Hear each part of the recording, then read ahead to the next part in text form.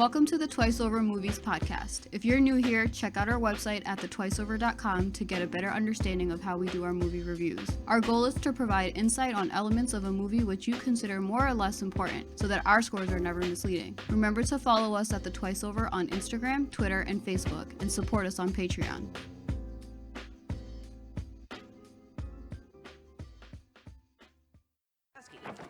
Where am I going?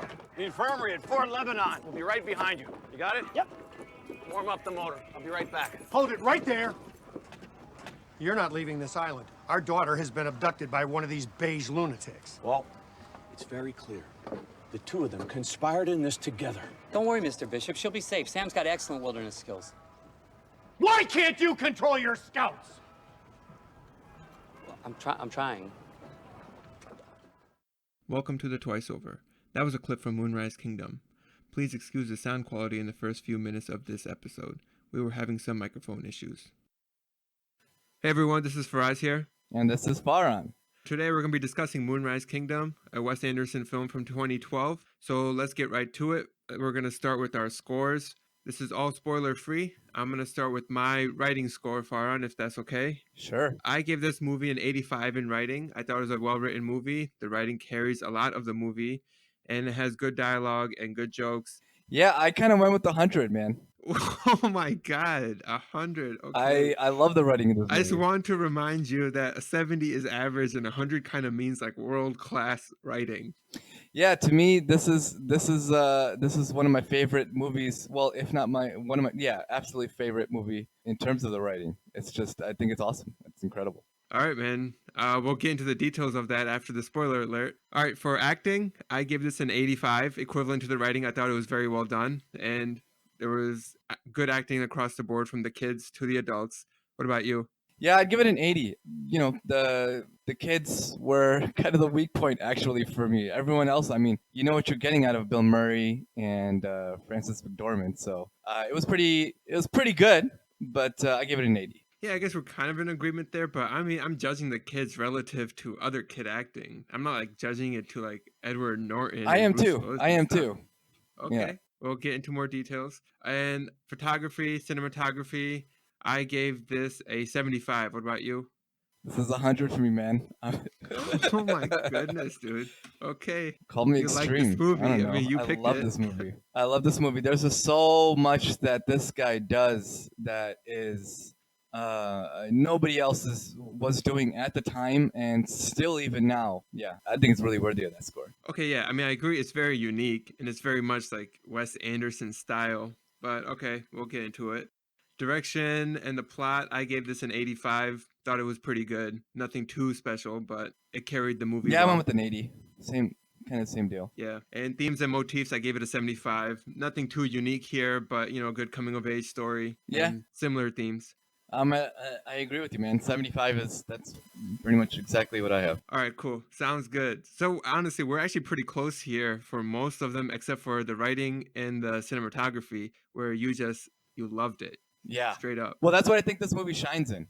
Obviously, in this movie in particular, I think this one, aside from all of his other movies, I think this is the most spectacularly visually appealing movie. And in terms of the writing, the dialogue, and every single piece of dialogue is so carefully placed. It adds rather than, it never subtracts from the mood and overall, I don't know, message, I guess, that he's trying to convey through his character. Okay, everyone, this is your spoiler alert. If you have not seen this movie and don't want it to be spoiled and you do plan on watching it, we advise you stop listening now. If you don't care, have seen it, and want to join in on the discussion, keep listening. You should All care. right, Faaraan? Should you really? I was going to say, is there much of a spoiler alert in this movie? Is there much of a spoiler? No, not really. There's not much of a spoiler at all. But obviously, it's more fun to watch it without knowing exactly what's going to happen.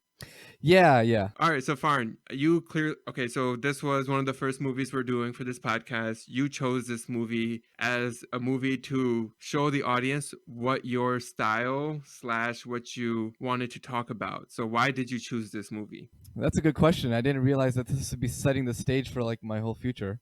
But Future for this podcast. Future for this podcast, which is, this podcast means like the world to me. So It better. I know. So yeah, I love this movie, man. Wes Anderson is just he's a G. I mean, the guy, you know you're watching a Wes Anderson movie when you're watching a Wes Anderson movie. If you look at every single one of his movies, they've all got a similar sort of feel, and I don't think that that's a bad thing. I think that that's like it's his signature, and this movie in particular, I think, is one that he actually I think he sort of drifts away from his signature stuff at times, but then he'll make it at other times so in your face that it's very clear what you're watching. His style is in this movie. Speaking of like the some of the cinematography, it's do you feel like you're kind of watching like a movie from the 70s a little bit in terms of like the color schemes and um yeah, I don't know. Did you have that feel when you were watching this? Like 60s or 70s? Well, yeah, I did get the idea that this was taking place in the past. The tones, the colors, the set design, all that stuff. I mean, he does a lot of those model sets, Yeah. like where it's clearly a model that's being filmed, but he makes it look like the setting itself. I mean, Yeah, it's it's so crazy how he uniquely. does that. How does he do that? I don't know, but it's incredible. I mean, I like it. I like that it fits in, especially in this movie, a movie which is centered around the kids. So it just fits in with that theme of like, I don't know, adventure, curiosity. It just seems like it works. But I do not care so much about the repetitiveness of it in Wes Anderson movies. So like whether you're talking about this, Grand Budapest Hotel, I think the only place where it worked for me the best was Fantastic Mr. Fox because that was a total Right. animation movie. Yeah, yeah. Like when you have like this mix of what kind of seems almost like is animated Mm-hmm. and like obviously real people as actors, it's cool. I'm not like hating on it. I mean, I thought the cinematography was solid. I gave it slightly above average. I gave it a 75, but it's not 100 for me. I don't think it's that special, to be honest. See, I think it is. I mean, again, if you uh, obviously if you compare it to other Wes Anderson movies, it's probably going to be something similar. I think for me, this is a little different than those because of the way that plays into the story. To me, that the sets, the model set houses and stuff like that, kind of speaks to um I don't even know if this was his intention at all, but it plays into kind of the characters and into the setting a little bit. No, I think it does too. That's what I'm saying. It works with these coming of age type story with centered around kids. I think it works pretty well. Yeah. Well, and that's that's only a little bit of the overall cinematography of the movie. I mean, yeah, all the sets are so well decorated and they're very quirky. That plays a little bit into the comedy. A lot of his comedy he does through visually, not necessarily through dialogue. Yeah, visually through the set and even just through acting itself. Right. Through the acting, right? People's reaction time. So his comedy. Here's what I would probably break his comedy into three different things. Some of it that is just visual, like the way that when somebody's reading a letter, like when Susie gets a letter, she reads it and he just puts it straight up on the screen, and it's got like Yeah. they'll have a paper. It's got some quirky little tear here and some quirky handwriting. So it's visually, and it's some of the sets too. Like when he's going through that whole house in that very first in that first set of scenes, and you just see like this big bear mat on the floor. It's like little things here and there where you're just like, that's so random, but also very quirky, and it kind of plays into a little bit in the characters and who the kind of people that they are. I feel like his comedy is set up in three different ways, which one is being the visual, another being kind of people's reaction times, or just their reactions to really really absurd situations, and the third being obvious dialogue and things like that. Did you feel that way? I did, yeah. I mean, I agree with you. One scene that I thought was kind of funny without any dialogue in it was when when they're like at that church. This is when he's just about to first meet Susie ever, and he's just sneaking around in the back and walking through. Just if you watch this, what's the setting behind him? Like there's this kid like brushing his teeth or something. I don't know. It's just Yep. a bunch of random scenes after another of almost like misplaced setting, but it's funny and it works. So Yeah. that's like the visual comedy that you're talking about. And Right. Right. reactionary comedy, I mean, you're talking about great actors here. Like Bill Murray, that's what he does. Yeah. For Frances McDormand, that's what she does. Edward Norton was I thought great. I think Edward Norton's. I mean, he's one of my favorite actors ever. So I mean, Absolutely. he was hilarious. Bruce Willis was good. I mean, the awkward scenes that you have with Mrs. Bishop, Susie's mom, and Bruce Willis's character Captain Sharp, that they're in like having this affair. I mean, they're just so well done in Yeah, terms of I agree. comedy. Like it's nice and quiet, it's subdued, but it's still like it makes you like laugh, but it's also absurd. It's the absurdity of it. So in this movie in particular, what I thought was very, what was really peculiar a little bit. It was so unique to this movie. He, throughout like the whole thing, people talk so. I don't know what the word is. What's the word for that? What would you call the dialogue? I call it like monotone, or it's like I literally just wrote down fast talking. It's like when someone says a line or someone's talking to someone else, there's a dialogue happening. The response, like if someone says something, like the next person responds so fast that you don't even get to process what the first person said. Like they're just going back and forth so fast. It works with the timing of the comedy. It helps the dialogue and the comedy. So I mean, obviously it's on purpose. yeah. I think I'm talking more about like the language is so it just sounds like it's so nonfiction. You know what I mean? Like it's kind of monotone. Like it's like lawyer talk at Like times. It's like soldiers. It's like documentary, militaristic. like narration. Yeah, yeah. And when they're talking, everything is so like structured, well structured, and it's not something that you expect these quirky characters to have, but they have it. Even the kids in the at Camp Ivanhoe, like when they're talking, their speech is not something you hear from a kid that age. Yeah, so I felt like that was actually one thing that was very well done is so to help the kids with their comedy and acting. I mean, it was pretty much the dialogue because they didn't have the same reactionary acting that like the adults had in the movie, but they had some great lines back and forth. The kids at camp, Susie and Sam back and forth when they're at Moonrise Kingdom, the beachfront. I think it was throughout the whole movie. I think so. What that does though, like what that sets up is whenever anybody does something that's even just a regular human thing to do, or if they when they do something that is outrageous, it just makes it that much more absurd or more like more poetic. When like for instance, okay, so when they're arguing, Mr. Bishop just takes his shoe off out of nowhere and just throws it at Edward Norton. Yeah, yeah. Like that's such a well placed time to have somebody throwing a shoe, because they're talking, when they're talking, they're not talking in a setting where you expect that to happen, but he out of nowhere he just takes his shoe off and he just throws it at the dude. You know what I mean? So when any reaction does happen that is kind of absurd, or there is kind of an absurd situation, it makes it that much more. Like it's his way of highlighting an absurd thing. Yeah, and it's well done. It doesn't seem overdone either. No, and I would argue that it's like masterful. It's not well done. It's masterful.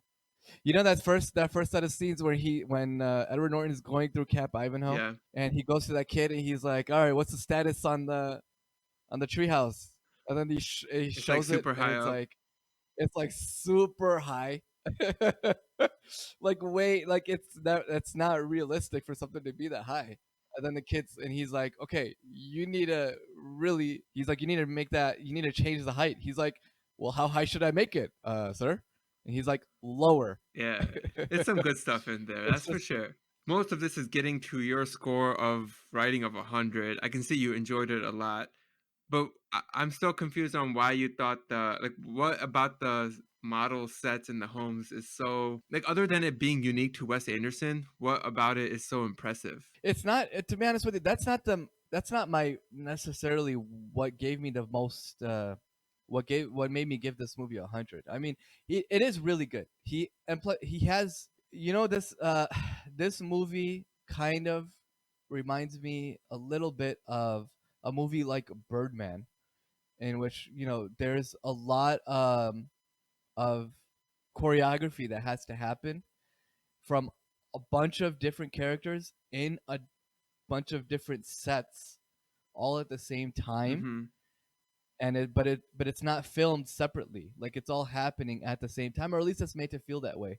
So he does a lot of stuff that's, it seems like it's done in one take, that takes a lot of preparation and a lot of, I think, big picture thinking in terms of just the sets. And he has really big sets. You know, when he goes through the house and And um, the camp. the way that right, and the camp, the way the camera follows the character through different Yeah, and the rooms church as well. in the church as well. The most of that is happening in the first 10 minutes of the movie when he's going through the house and he decides to leave. So he follows that little kid, right? He goes and he gets the record player and he goes to that room, the room that they always hang out in, and he doesn't decide. So he takes the kid to the room, but then he stays in the room and the kid goes out of the room, but he stays there while the record player is there, and he decides to stay there while the kid comes back in. But then he goes and he turns the camera to the kids in the hallway, all like coming out and being like, "What's going on?" Now he's listening to this orchestra, which is not something that you expect a 9-year-old or whatever kid to be listening to. I think it's more the camera work. It's more the way that he's moving through all of these sets, way he's moving through these different rooms. I get what you're saying. The presentation is just super well executed. Absolutely. And it's that takes a lot of planning, man. That's not easy to do. That is not easy to do. There are certain things I can tell when he thought of the movie idea, or even at some point he was just like, you know what, I want to have a scene where I do this kind of a thing, where I'm going through an entire house all in one take, or and made to look like one take. One of my favorite scenes in this entire movie. You remember when the storm was just about to come in, and that narrator guy with the red Yeah. hat, he's kind of like anxious, and he's like talking about he's like the wind is at 40 knots and all of this stuff, and it's kind of dark Mhm. out. As soon as he's done talking, as soon as he is done talking, he leaves, but the camera does not change perspective. The camera is in place. It's still, but he leaves, and then as soon as he's done talking is when you start to see boats pulling onto the shore in the background. Do you remember I this do, I scene? do, yeah. It's about an hour in. That is incredible to me. And I went back trying to figure out where those boats were at the time that he was because he moves and the camera follows him, so something had to happen in that time frame and I could not see it. I slowed it down and I couldn't see it, so I still don't know. But that's the thing, like, that takes so much preparation and timing. The timing is impeccable. Like, it is impeccable. And it's even he has the light on, so then when that first scene comes on, he goes and he turns the light on, and then you see him, and then he moves, and then he talks a little bit, and then he turns the light off so that you can see the boats in in the distance. You don't realize it at the moment, but looking back, that's what it seemed like to me. Like, that's world class Hey cinematography. man, you're making very good points. I've never seen anything like that. I mean, it's timing. It is, yeah. Timing is very underrated in cinematography, I think. Well, you said that one thing that you were underwhelmed, I guess, by was the acting of the kids. What made you say that? Yeah, I don't think that the main characters were the best actors I don't think they were even the best acting kids in the movie. I really loved. I don't remember the kid's name, but he's the one who kind of rallies all the troops. Like at the end to help Sam? Yeah, yeah, him and the kid who was like he ended up being like his nemesis. Yeah, so I actually wrote his name down. Redford was the character's name, but the actor is Lucas Hedges. Because I've seen Lucas Hedges in a lot of movies since, right? I've seen him in Lady Bird, Three Billiards, Manchester by the Sea. So I'm like, man, this guy, like, he's had like one good movie like every couple of years, and it shows he was a good actor. I thought the kids were pretty solid. I had no problems with them. Sam was like the perfect kid for that role. At least he acted it perfectly. I thought the character and the actor were almost one and the same kind of people. Susie, she was okay, but I wouldn't say she was like underwhelming. I mean, she played the role pretty well too. Yeah, I think it's mostly Susie for me, but there are certain and I don't know. I'm probably very unforgiving when it comes to acting. You're a I snob. am I'm a huge snob. I'm a huge snob. So for me, yeah, I mean there were certain parts where I'm like, okay, that laugh was forced by this kid, or this whole interaction between them is just forced. They're clearly reading off of a script. I hate when I can tell when people are waiting for their line, you know, and I felt like Yeah. that was But happening a little I bit. think that's also like partly the direction. I mean, I'm sure Wes, like, again, this is what I said when I said fast talking. It's almost like he wants them to respond the second the other person finishes their sentence. Like he wants that it says to be one like rapid fire back and forth. And that's part of the comedy. I thought it was funny, but I get it. Like it is almost like I know what you're talking about. When Susie and Sam are on their own and they're going through the trail, avoiding the kids from the camp while they're being looked for. Yeah. Like when he's cooking the fish or something, they're just sitting together at the log on a log together, and she's talking and he's almost just like exactly what you said, he's waiting for her to finish so he could say his next line. But I think it's because he's being forced to do it that way, like he just has to respond right away, so he needs to be ready. Yeah, that's possible. That's totally possible. It could you bring a really good point about the direction. Maybe that was what it was. But I didn't feel like that was anywhere else in the movie though. I didn't see I anybody think, else, well, you because know, those doing scenes are that. like you're gonna notice it most when it says two people on screen, and it's like one of the slower parts of the movie. Anytime like the rest of the kids are in the movie, it's more fast paced. Like the chase is happening, or the storm is coming, or something. Right? It's only like That's time true. that you get time to breathe is when they finally sit down and have like dinner. But you said that some stuff felt forced. There was one scene that I was like, ah, this is so weird. These are little kids. Like when they're in their underwear and on the beach, it's like Yeah, we gotta be. Of course, we have to talk about the it's scene. just like it's a little awkward to like watch it and to see them be awkward. But I guess that's semi the point, right? It's somewhat what we're supposed to Yeah, be seeing because these are kids growing up. right, right.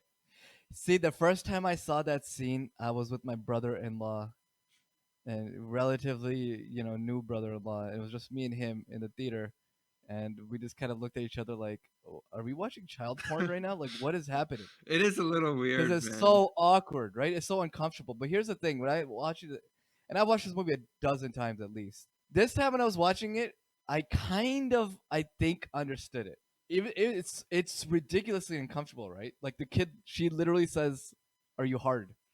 And the dude he literally touches her chest. It's very uncomfortable for the viewer, but the thing is that what I kind of thought this time, it's not uncomfortable for them, right? It's not uncomfortable for them. And they're just they're coming to terms with their Mm-hmm. bodies, and this is the first experience that either of them has had like this. And like so that's I thought that was a very good way to kind of play into what some of the themes and motifs, obviously one of which is just young love, Young love, growth. growth, right? I think this is the story really of just two kids who are kind of outcasts, some of who they're both going through some really real issues that are all happening all over the world with you know people who are just young teens. They're just starting to realize that they're in a changing body, and that while other people are fighting for attention and doing anything to get other people's attention, these two characters are trying to stay true to who they are and what kind of dreams they have. Sam isn't anything like any of the other kid characters in the movie. Susie's not like any of the other characters in the movie. They're both very they're kind of free willed. They both do what they want. They're free willed, and they also have like similar background. I mean, Sam is an orphan, but like Susie has parents, but very uninvolved, not very loving parents. Right. So it's not like she has like Yeah. parental figures that are good role models for her. So they come from like a similar background where they're kind of on their own growing up, and Right. they are very Right. independent in that regard. So it only makes sense that they would also, be ahead of all the other kids in finding love and figuring each other out, figuring out what it is, and all that stuff. I mean, Right. it was a weird Right. scene to watch, but it it, it makes total sense in the movie. And I read that Wes Anderson actually filmed that scene last, like in terms of when they were filming the movie, because he wanted the like Really? Susie and Sam, like the actor and actresses. Jared Gilman played Sam, Kara Hayward played Susie. he wanted them to be somewhat comfortable with each other, just as like, normal actors, so that when it came for that scene, which would be awkward for them because they're obviously kids, they're children, and it came across on screen, exactly as I assume Wes Anderson wanted it to, which is he probably Right, wants us right. to feel a little like, oh, that's weird. Like I don't know if I should be watching this, but that's what young love is. It's weird. But you know what though? You know what? Here's what I thought that was kind of that one scene was kind of masterful because even us watching it, I at least me watching it, I was kind of like, oh come on, Sam. Where you kind of feel a little glimpse into what all the other characters think about them in that scene. You know what I mean? Like you kind of What do you mean are, like that? You're just like, wow, you guys are just so weird. yeah, a little bit, but you're also a little bit disgusted by them. Yeah, I guess. Yeah. And that's what everyone else is thinking. But they also don't care, what everyone else is thinking. So I thought that, I mean, again, I don't know if that was his intention. I imagine it was something along that frame, but I thought it was pretty cool. Do you have any quotes that you really that really stuck out to you? I've got a slew of them. You go ahead because I didn't write anything down in particular for specific quotes. Well, there were so many, man, that I wrote down about 5 of them. Some of this will tie into what we've been talking about. It's all comedy.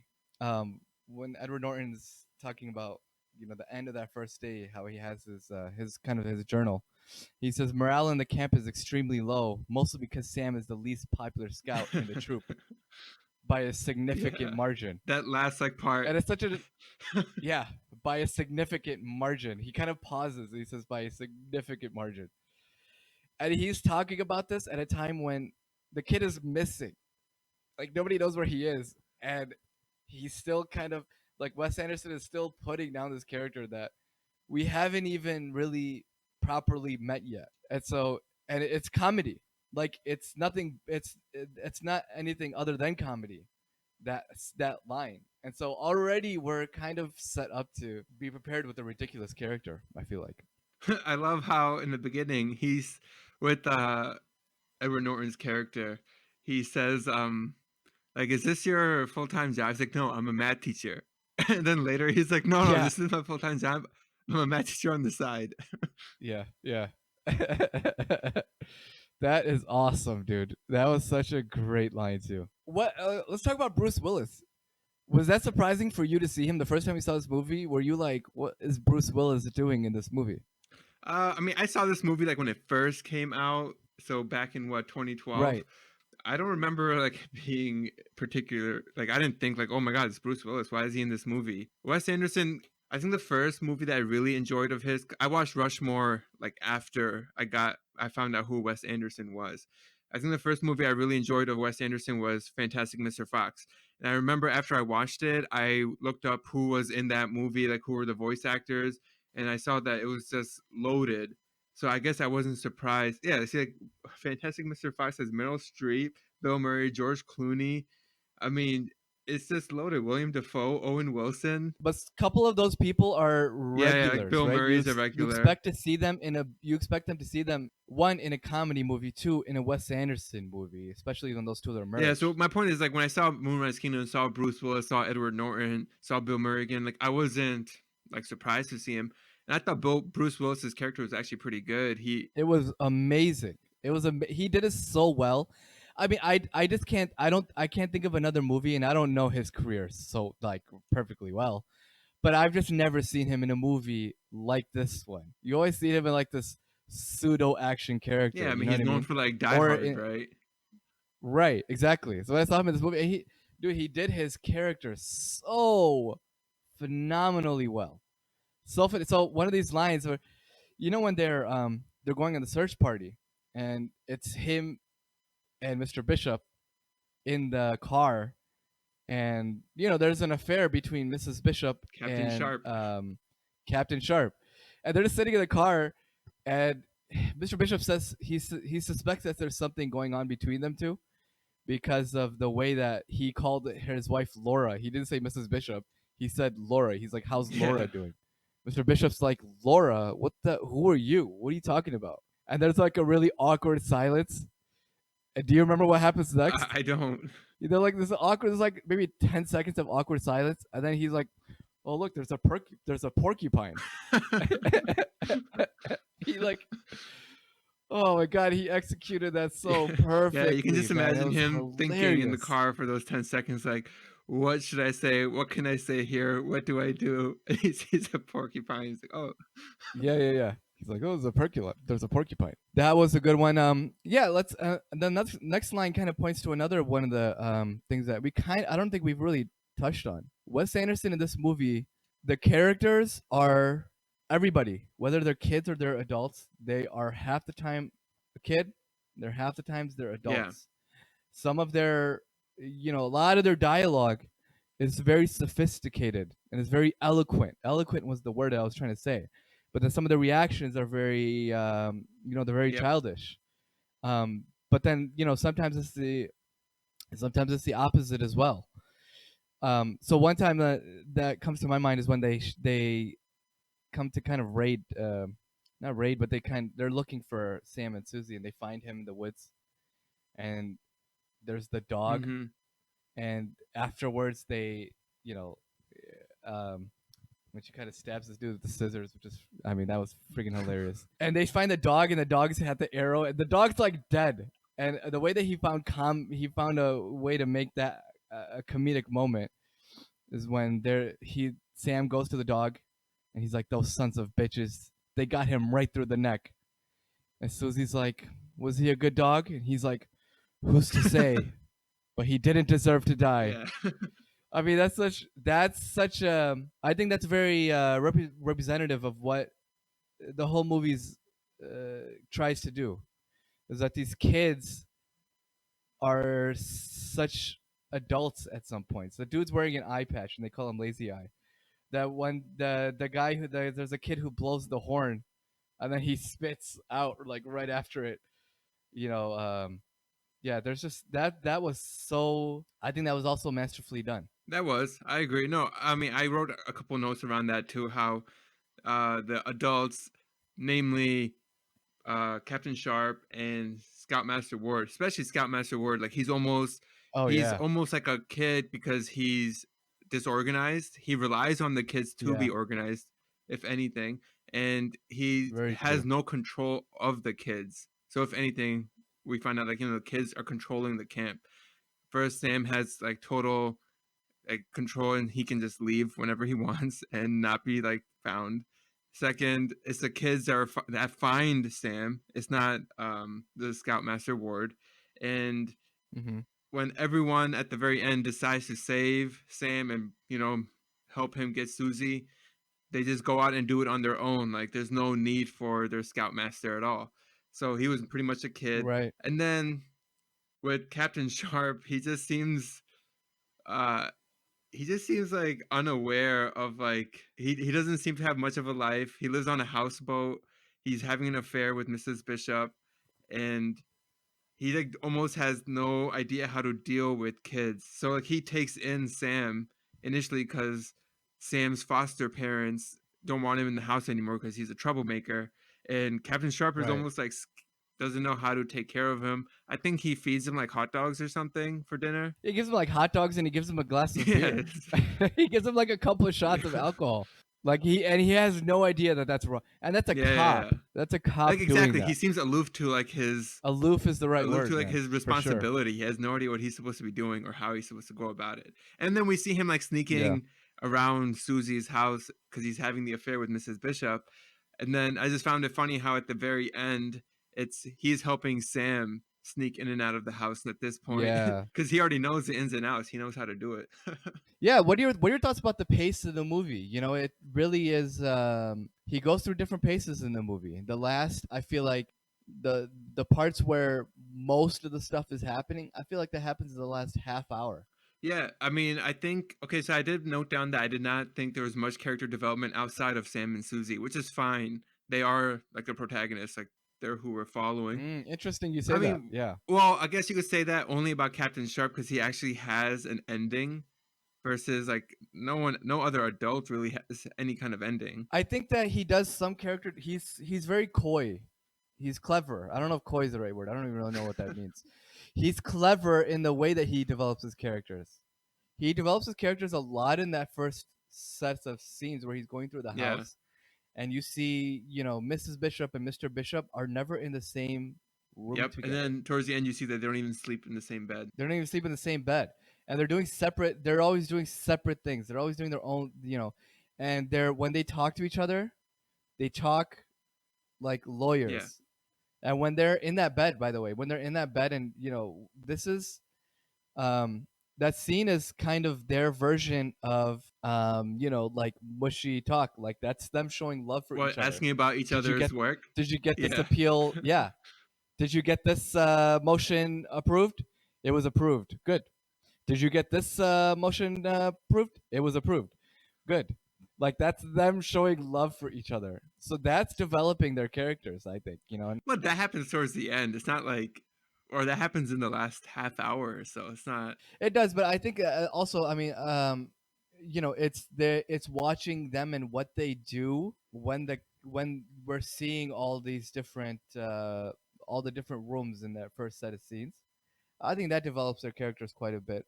We're going through Cap Ivanhoe, and you see those different kids and what they're doing at the scenes. He doesn't do it through dialogue. Traditionally, characters are developed through dialogues and through the situations that they are put in. Mm-hmm. He develops these characters through their reactions and through their role. Through their role, but then also how we see them, how we see what they're doing in the background when most people might not even notice what they're doing. If you clue in, you'll learn a little bit about characters in those moments. So I think he does. He does develop his characters, but he does it behind the scenes. He does it in the background when we might not necessarily see it. Yeah, I mean, okay, sure, but I would like all those characters are also like minor characters in my eyes, except for like even Mr. and Mrs. Bishop. Like they have a role, but they're not that big. The big characters are Susie, Sam, Captain Sharp, Scoutmaster Ward, and like collectively the scouts, the kids. I mean, yeah, I get what you're saying. I understand it. I just don't think it doesn't fall under like the definition of your standard character development. Yes, he has his unique way of doing it, and it is there. Like it's not like totally absent, but it's not just what you're used to. So yeah, if maybe like if you and I are watching it, like people who are really into movies will, take the time to like look away from where someone is talking and check out the background and see what's happening, or take in just like what this individual's role is without even knowing the character's name. But that's not what the average person is gonna see. Yeah, that is true. I think I'm just maybe a little bit more observant than you. I mean, you definitely are. So, I guess good job, me. Yeah, I can get that. I can see. So your major characters, yeah, you're right. I mean, they're not. It's not until later till we really start to work, learn about them. I have one question. I don't know if you really want to talk about this at all or not. We can always cut this out if you don't. But so have you seen his newest movie, Wes Anderson's new movie, Isle of Dogs? Man, I have not. I have not either. I have but not. you do want to watch it? I do want to. It seems kind of similar to Fantastic Mr. Fox. Is it? I think it's the stop motion is what makes it similar. I don't know if it's similar in any other way. Maybe it's similar because it's just a Wes Anderson movie. It'll probably have the same like feel to it. I haven't seen it. Like again, I realize this, and maybe it's not relevant, or maybe it's not something I should consider when watching a movie. But there is like a growing criticism of Wes Anderson of being a little too white and not diverse. Do you feel that in any way when you watch his movies? The thing is, I think it came up with Isle of Dogs because, it's like, I don't know, taking place in Japan or something. And it has like one Japanese actor or something in terms of the main characters. And really? Yeah, I mean, Oh my God, people, just started bringing up like cultural appropriation, all that stuff. And I was like thinking, yeah, if you think about it, Wes Anderson has never really been, and like you can't expect that from him since he's never done it. You know what I mean? I think that's, while it might be true that there's maybe not a lot of diversity, if people are holding that against him, I think that's I think that's unfair to him, because if you hold a hit, dude, if you're going to hold him or hold that against him, then you have to hold it against, guess what? Pretty much everybody. I mean, think about like think about some of the best movies ever made. Diversity is not a big part of it. You know, my if I go through my list of my favorite movies, there's not a lot of I diversity. agree with you. But they're also not statements on diversity. Hmm. You know, it's like the Japan thing that's interesting to see, and I would want to see that, because if it's a movie set in Japan and guess what, there's no Japanese people. Well, I think then there's some, but it's like yeah, not the primary guys. I mean, if anything, it's like a mix of what's currently in our cultural growth in the country of in America. So maybe it's sure. like more in the conversation combined with I think it's a little. That's a little bit. I think that's a little bit of PC culture, in my yeah, opinion. maybe. But again, like you said, if you go through like the list of our favorite movies, none of this stuff is it's not even like a consideration, to be honest. It's And not. Name some of your top I movies. mean that they go all over the place. So I mean, not even all American movies in general. Talk about all your De Niro Yeah, I movies, mean, like I man. love Scorsese movies. They're all just your classic New York Italians, right? They're not. There you go. I don't know. Looking back, like you notice it more, but I do not hold that against the Hmm. movie. But I haven't seen Isle of Dogs yet because that kind of did. I was just like, I'll get to it when I get to it because it was enough to make me like not go out and like pursue it actively. The only movie that I can think of, actually, of a Wes Anderson movie, I don't. I think that's dude. You know, his Royal Tenenbaums has that one character in it, and I forget his name. You know, there's an African American Danny actor, and Glover plays Henry Sherman. it's Danny Glover. Danny Glover, and he's a love interest in the movie with a white girl, and it's not at all uncomfortable or anything like that. People love being in his movies, and there's a lot of repeat offenders in his movies. So I mean, and you know, you look at Budapest Hotel, Grand Budapest Hotel. Yeah, I think that's the last one I have seen of his. Then you know, that's it's not all white. It's not. I think that there's too Well, much. it's not only just a case of like the race of the actors, it's also just the appropriation of a culture or just the visualization of a culture through a white lens. Yeah, that might be true. At the same time, he is a Yeah, white guy. exactly. That's why would you hold that against him? If that was Spike Lee, then hey, guess what? There's a lot of controversy there. But it's not. It's a random white dude. So you know, people are always gonna look through the lens of. I mean, I think honestly, I think even you know, if, I feel like if I was writing and directing a movie, guess what the majority of the people is when it's in my mind, it's white people. that's just that's just the way I think modern cinema, or just the way that cinema has trained us to think, is in the through the lens of a Caucasian, a light skinned character. Even when you look at like Japanese anime, right? Japanese anime is through the lens. You don't see people who look like they're Japanese. They look Caucasian. They look yeah, I white. mean, same with like All the South time. Asian culture with Bollywood movies. We see that same thing. It's the light skinned people. Well, they Well, okay, that's getting into like a whole nother realm that's like outside of this podcast. but no, I think it speaks to a little bit you know, to the political context of cinema.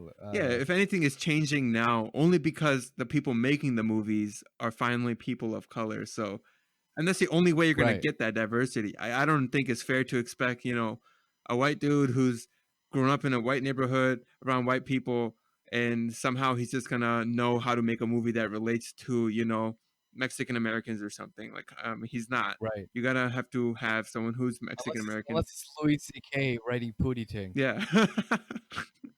Uh, I mean, he's just one of like many, though. It's not like. I know. I know. Yeah, I mean, dude, now that you come to think about it, and this is probably outside of the realms of this episode of this podcast, but look at like Black Panther. When is the last time a movie was that big and was predominantly an African American cast, or anything other than a white cast? Yeah, I mean, if you're When is talking the about last like time? I can't think budget, of. I mean, I don't know if there's ever been that big, But there's been like big ones out there. You can say Spike Lee movies have been pretty big. Do the Right Thing, Malcolm X. Yeah, but those are always they have it. There's a particular demographic in mind, Yeah. right? When you look at Bollywood movies, there's a particular demographic that's not made for the masses. Spike Lee movies, I don't think that they're necessarily made for the masses. They're not. People won't be able to they won't be able to tell you two Spike Lee movies. They won't be able to probably tell you even one Spike Lee movie. Yeah. Your average person. But Black Panther, everybody knows, and I can't think of the last movie that was as diverse, and African American or otherwise, that had that many people. What, Bend It Like Beckham? Is, is that where we have to go? Like, I can't think of anything. Okay, man. I think that's our cue, man. I think we're good. Probably. All right, thanks, man. Thank you for listening to this production of The Twice Over. If you would like to keep up with us, please subscribe wherever you listen, and check out our website, thetwiceover.com. And follow us at The Twice Over on Instagram, Twitter, and Facebook. If you would like to support us, you can do so on Patreon, or you can just tell a friend about this podcast. And finally, if there are any comments or feedback, please email them to us at comments@thetwiceover.com, or you can just tweet at us. The music you hear is from Amerigo Gazaway. Check him out on Bandcamp and Spotify. We'll be back next week with another episode.